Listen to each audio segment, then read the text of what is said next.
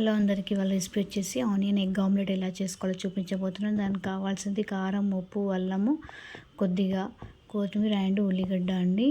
And also కొద్దిగా water వేసేసుకొని కలుపుకోండి కలవడానికి. నేనైతే ఇక్కడ 2 ఎగ్స్ కొట్టేసుకొని వేసుకున్నాను. దాని తర్వాత బాగా కలుపుకొని స్టవ్ ఆన్ చేసేసుకొని స్లో ఫ్లేమ్లోనే పెట్టుకోవాలండి, హై ఫ్లేమ్లో పెట్టుకోవద్దు. అండ్ కొద్దిగా ఆయిల్ వేసేసుకొని మొత్తం ప్యాన్కి మొత్తం స్ప్రెడ్ అయ్యేటట్టు చేసుకొని ఆయిల్ అనేది హీట్ అయిన తర్వాత మనం కలిపి పెట్టుకున్న ఆనియన్ ఎగ్ ఆమ్లెట్ ఉంది కదా మిశ్రమం, అది వేసుకోవాలి. దోశ టైప్ మీడియంలోనే ఉండాలండి. ఫ్లేమ్ వచ్చేసి హై ఫ్లేమ్లో ఉంటే ఎగ్ అనేది ఉడకదు.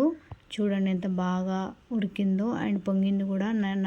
నేను ఇక్కడ ఆమ్లెట్ చుట్టూరు ఆయిల్ వేసుకున్నాను. మీ ఇష్టం, మీకు కావాలంటే వేసుకోండి. నేను నాకు నచ్చిన సైజులో కట్ చేసుకుంటున్నాను పిజ్జా టైప్గా. అండ్ ఇప్పుడు టర్న్ చేసుకుంటున్నాను. యాక్చువల్లీ ఇప్పటిదాకా పవర్ అనేది పోయిందండి, సో కొంచెం లైట్ అనేది అలా వచ్చేసింది మధ్యలో. అండ్ చూడండి, చిన్న ఫ్లేమ్లో పెట్టేసుకుంటే ఎంత బాగా చక్కగా ఫ్రై అయినాయో చూడండి. ఈజీగా అవుట్ వస్తున్నాయి, వస్తున్నాయి, ఊడొస్తున్నాయి. సో నేను చెప్పేది ఏంటంటే చిన్న ఫ్లేమ్లో ఉంచి చేసుకోండి. ఇప్పుడు మూత పెట్టేసుకోండి. మళ్ళీ ఒకసారి కొద్దిసేపు అయినాక మళ్ళీ ఒకసారి మూత తీసేసుకొని సేమ్ హ్యాస్టీజ్ మళ్ళీ టర్న్ చేసుకోండి. చూడండి ఎంత బాగా వచ్చినాయో. అసలుకి ప్యాన్ అంటలేదు, అంటే అది కుక్ చేసిన దాన్ని బట్టి ఉంటుందండి. సో చూడండి ఎంత నీట్గా వచ్చినాయో. ఈ కాంబినేషన్ చాలా బాగుంటుంది, మీరు ఒకసారి ట్రై చేయండి.